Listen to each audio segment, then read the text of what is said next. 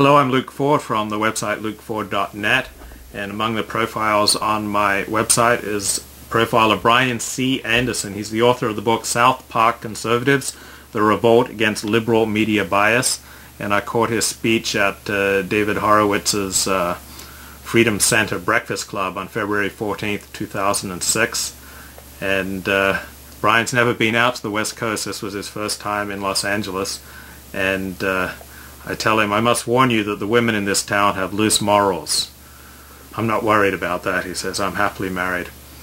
And Brian has a PhD in political philosophy from a Canadian university. He's pretty low-key, easy to talk to. He says his two most hostile interviews were by Al Franken and Michael Signorile. How do you pronounce that? The guy is always outing gays. Brian Anderson got a couple of negative reviews on his book in the conservative press from the New York Sun, but two positive ones in the Wall Street Journal, and generally his book got a lot of positive reviews. He reads his speech, and often his voice would trail off and become inaudible, but he had a lot of interesting things to say. He said that Dan Rather's retirement a year early signaled the decline of old media. Said on New York radio station WLIB, Air America's ratings were below the All-Caribbean music that replaced it. Says that Air America doesn't even show up in the Arbitron radio ratings for Washington, D.C.